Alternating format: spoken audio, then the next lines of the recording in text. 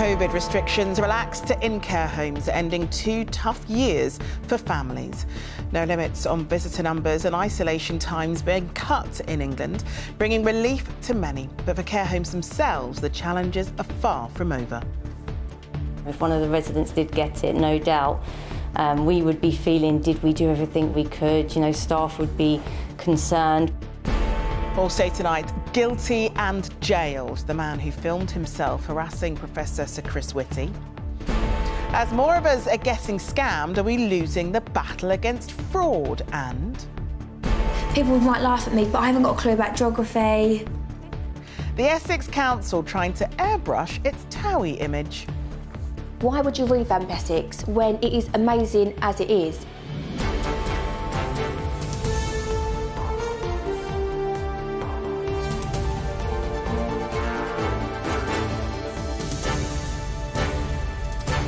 This is the ITV Evening News with Charlene White.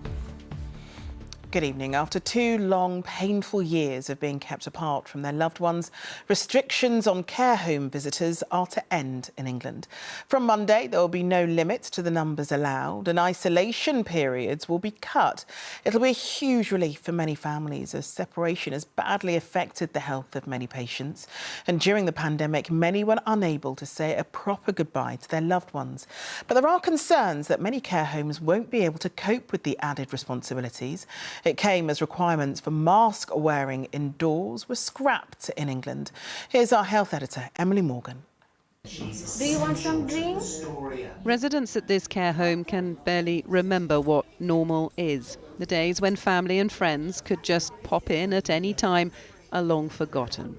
They are, though, about to return. I know someone's on the phone who I know. I get so excited and then the next question is, when are you coming over? Josephine's niece does visit, but she's had to get used to the disappointments COVID has brought. So often she says, I'm coming, and then she says, oh, but I can't come because the virus is on. Oh, I can't do this, I can't do that. And I feel so, it doesn't sound nice. So, but then if a rule is a rule, you have to stay back. During the peak of the pandemic, this is as close as relatives could get to their family members inside. We all remember those heartbreaking images of them being separated by glass. So getting back to normal is important for everyone, but perhaps more so for the residents inside. The new rules mean that from Monday there'll be no limit on the number of visitors. Any resident who tests positive will only have to self-isolate for 10 days instead of 14. If there's an outbreak of COVID, the home will only have to shut for 14 days instead of 28. And from February the 16th, staff only need take a daily lateral flow test instead of weekly PCRs. Care homes want to make this work, but with so many staff absences and the risk of letting more people in, Louise says some restrictions will have to stay. We put all the precautions we can in place, but if it did, come into the home, if one of the residents did get it, no doubt, we would be feeling, did we do everything we could? Staff would be concerned. So you will still ask people to wear masks, you'll still ask for tests? Yes, we will. Despite concerns, the government is insistent visits aren't restricted. If a care home needs to act a bit differently because of an outbreak, then that is understandable as long as they are doing everything they can to allow the maximum number of visitors. There's no doubt these people need more of the simple pleasures in life. It just might not be that simple to do it safely. Emily Morgan, ITV News. A man's been jailed for harassing England's chief medical officer, Professor Sir Chris Whitty. Sir Chris, who of course played a key part in steering the country through the pandemic, was confronted by 2 men as he walked through a London park last June. One of them, Jonathan Chew, was today given an 8-week prison sentence. Sentencing him, a judge said that Sir Chris hadn't chosen to be in the public eye and had a right to go about daily life. And Martha Fairley is at Westminster Magistrates Court for us. Martha, can you remind us of what happened? Yes, well, 24-year-old Jonathan Chew was one of 2 men who approached Professor Sir Chris Whitty as he walked through St James's Park in central London on the 27th of June last year. Chu started filming Sir Chris while the other man grabbed him in a headlock, and the court was shown a 20-second video that had gone viral on social media. In it, the pair can be seen asking for a photo and jeering as Sir Chris tries to get away from them. Chu from Chelmsford in Essex admitted a charge of intent to cause harassment, alarm or distress to Sir Chris, and also obstructing a police officer. The prosecution said that Professor Sir Chris Whitty, England's chief medical officer, was targeted because he was someone in the public eye, not because of his views, and that Sir Chris had suffered the added humiliation of the recording being forwarded and uploaded. Well, District Judge Paul Goldspring sentenced Chu to 8 weeks in prison and ordered him to pay £1,058 in costs and compensation. He said he wanted to create a deterrent to stop people accosting those who don't choose to be in the public eye. But then, in a bizarre series of events, Chu first of all responded to the cost saying that's peanuts. Then the judge had to stop proceedings to tell him to stop vaping in court. And Chu was singing West Ham Till I Die as he was led from the dock. Martha, thank you. A have-a-go hero who ran down a knife attacker with his car says he wants police to de-arrest him. The driver, known only as Ibrahim, was held on suspicion of murder after the incident in London on Monday morning. Mother of two, Yasmin Chakaifi, was stabbed to death by her former partner, Leon McCaskra. Ibrahim says he fatally struck McCaskra with his car to try and stop the attack. Here's Louise Scott. Family and friends tried to take some comfort in the tributes left for Yasmin Shakaifi. The mum of two, seen here on a cooking blog, was stabbed to death on Monday by her ex-husband Leon McCraskey. But one man tried to save her life and stop the attack with his car. In a statement, 26-year-old Ibrahim says he drove towards the attacker to get him away from the woman. He did not intend to harm the man. He was trying to protect those being attacked, adding his only regret was not being there sooner so he could have saved the woman's life. McCraskey died, leading Ibrahim to be arrested on suspicion of murder. He's now on bail whilst the police investigate. His lawyers say that should end. He has helped the police, he's given them a full statement, and he doesn't intend to do anything but help the police and maybe a coroner in due course. But to have this criminal case of murder hanging over him is too much. Chippenham Road is a busy street in the west of London, so at 9 a.m. on a Monday morning it would have been filled with commuters on their way to work. One of those was Ibrahim, and when he saw what was happening right by his car, he felt he had to intervene. There has been some sympathy from the public for his actions. This online petition has reached 30,000 signatures, calling Ibrahim a hero. I just hope he doesn't get charged with anything later on, because then that will stop other people, the public, from intervening. But there is a legal process that needs to be followed. Obviously, if there are any changes to the factual position as it was known at the time, then you would expect there to be a prospect of a de-arrest. The Met Police say two families are bereaved and looking for answers, and only when they have all of the facts can they consider the most appropriate action. Louise Scott, ITV News.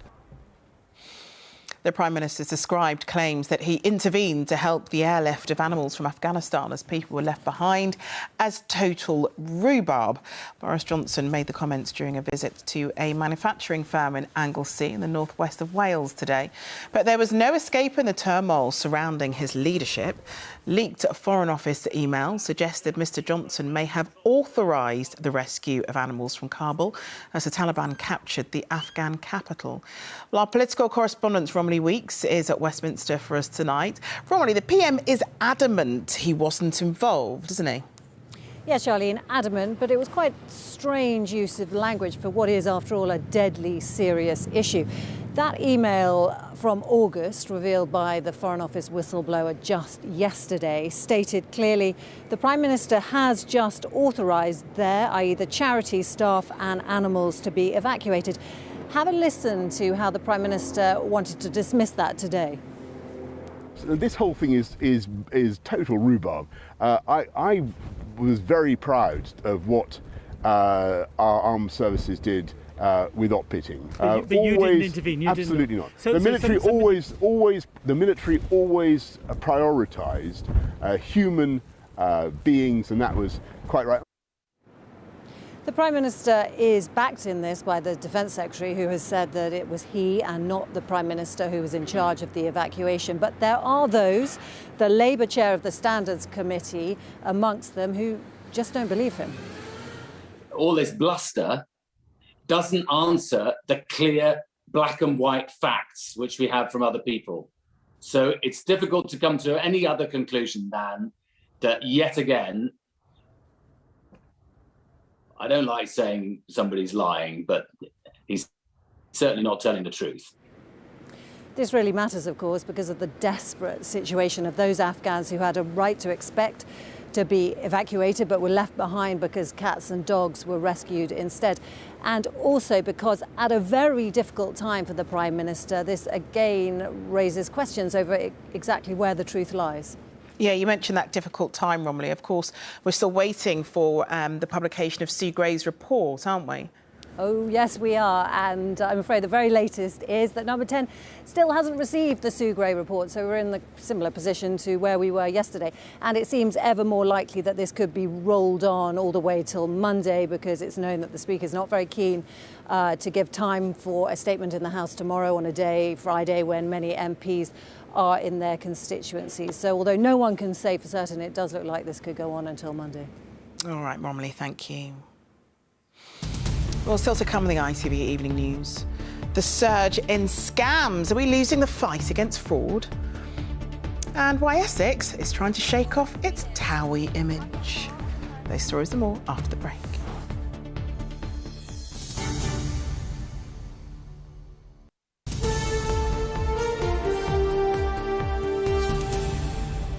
Welcome back. There was a surge of fraud during the pandemic, with a staggering 14,000 crimes every day.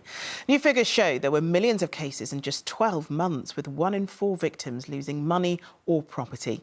And the head of one of Britain's biggest anti-fraud organisations has told ITV News police and government are not doing enough, as our consumer editor Chris Troy reports.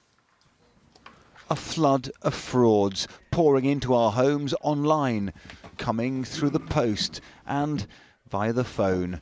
Ever since Peter Hodgson lost thousands in an investment scam, he's been dismayed by the rising tide of deception. The frauds are coming from every direction. What kind of scams are you noticing now? People who think that they've got an easy victim. They tell you that the Inland Revenue is involved and that you've offered a tax rebate. I see bitcoins, things there that are obviously frauds. It's gone global. People from all around the world. New fraud figures today show around 5 million offences in 12 months, a 36% rise on pre-pandemic levels. In more than a quarter of cases, victims lost money or property, which was never fully recovered. And there were almost 2 billion hacking-style crimes, a massive 89% increase. With scams like this, fraudsters have upped their game in the pandemic. Police must now do the same, says the head of Britain's biggest cross-sector anti-fraud organisation. It's now nearly 50% of all crime, and yet only 2% of police activity is dedicated to this problem. That's clearly not enough. It absolutely needs further investment by government. It needs to be made a policing priority. Trading standards officers say alongside the pandemic, there is now an epidemic of new scams. Fraudsters have hit us when we are down. As well as everybody else diversifying because of COVID, the criminals have also diversified as well. More of us are at home because we've all been working from home. There's been quite a dramatic increase in social isolation, loneliness, so that more people are more susceptible to fraud and scams. Government told us it's developing a new approach to tackling the scourge of scams, investing £400 million. Many people helped each other through the pandemic, but today's new figures show fraudsters have taken the chance to simply help themselves. Chris Choi, ITV News. Neil Young's taken on the king of the podcasts, Joe Rogan, in a row over false COVID claims. The musician claims that Rogan spreads vaccine misinformation to millions of listeners. But streaming giant Spotify, who has a $100 million deal with Rogan, won't remove it. So Young's demanded Spotify removes all his immense back catalogue instead. Rebecca Barry has more.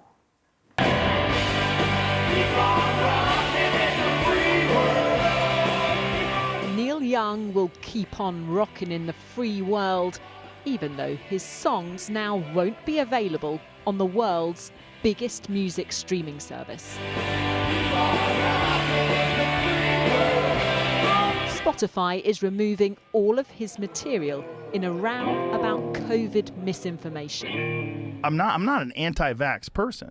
This is the source of the dispute, Joe Rogan's hugely popular podcast. A $100 million deal secured Spotify exclusive rights to the show, but he's been widely criticised for his vaccine-sceptical views. I like vaccines. So this week, Neil Young gave the streaming service an ultimatum. They can have Rogan or Young, not both. He said, "I'm doing this because Spotify is spreading fake information about vaccines, potentially causing death to those who believe the disinformation being spread by them."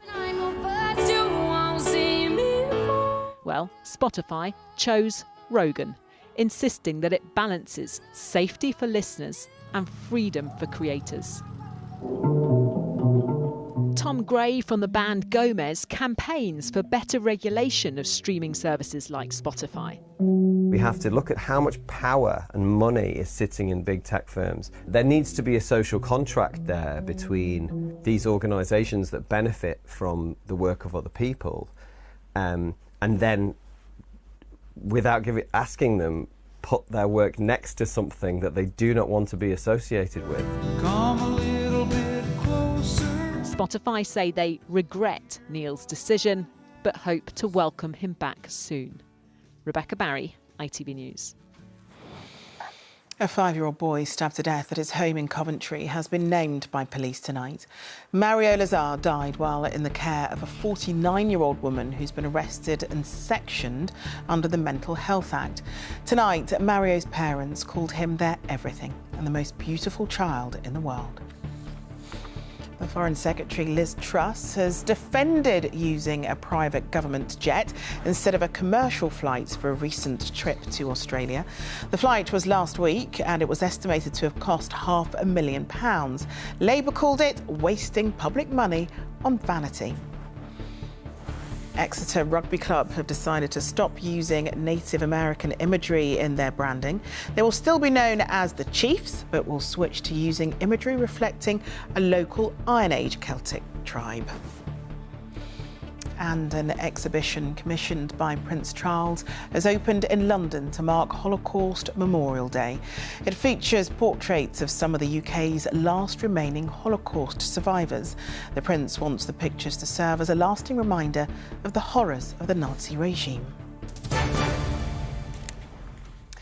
The much-loved comedian Barry Cryer has died at the age of 86. During a 7-decade-long career, he appeared on stage, screen and radio and wrote jokes for countless household names, including the two Ronnies and Morecambe and Wise. He was also well known for long, rambling jokes with a subtle punchline, like this one about a misbehaving parrot, which he put in a fridge to calm it down. So he put the parrot in the fridge for 5 minutes, took it out, said, "You're going to behave yourself." The parrot said, "Oh, all right." And the parrot looked back in the fridge and said, "What did that chicken do?" Glowing tributes from fellow comedians have flooded in. Monty Python star John Cleese said he has never met a nicer, kinder, more cheerful man. Actor Rob Brydon added he was a great man and a pleasure to know. And finally, millions of us have tuned into The Only Way is Essex over the years, and it helped put the county on the map. But council chiefs seem to be distancing themselves from the image made famous by the cast.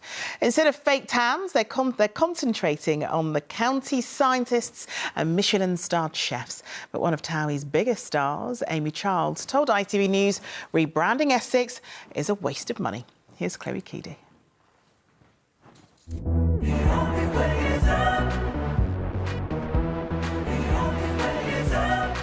Only Way is Essex is not the only version of Essex its tourist board wants you to see. It wants to give the county's image a makeover, something that hasn't gone down well with one of the show's stars. I was completely shocked because Essex is a lovely place to be. Yes, we are glamorous and we've always had this stigma, you know, we've got our white stilettos, our bags that we dance around. This is not like that. That's not like that at all. We are hard-working people. We're very family-orientated. Why would you revamp Essex when it is amazing as it is? There's little doubt that Towie put Brentwood on the map, and over the past decade, people have come from all over the world just to take a tour of this high street. But it's not the county's only cultural attraction, and a new tourism campaign will highlight others, such as the 17th century stately home Audley End House and Tiptree, home to the world-famous jam. But if it's oysters you're after, head to Mersey Island, part of the county's 350-mile coastline. There is nothing wrong with Essex's image at the moment, but we just want to highlight all of the different aspects of the county, its countryside and its people, the businesses. Some businesses in Brentwood are still feeling the benefits of the Towie effect. I think it's been good for Brentwood in general because the Towie people have all opened businesses, which all brought in more people. They did Towie tours, a lot of hen weekends. But others say it's time the town's image was reshaped. It's all very nice being associated with Towie and the glamour of it all and everything. But at the same time, that's about 2% of the population of Brentwood. Most of us are quite average, all different shapes and sizes, quite normal. The council says it just wants to celebrate all that is extraordinary about Essex. Chloe Keedy, ITV News. And a beautiful county it is. All right, that's all from us for now. Tom Munns will be here with news at 10, but for me and the rest of the evening news team, enjoy your evening. Bye-bye.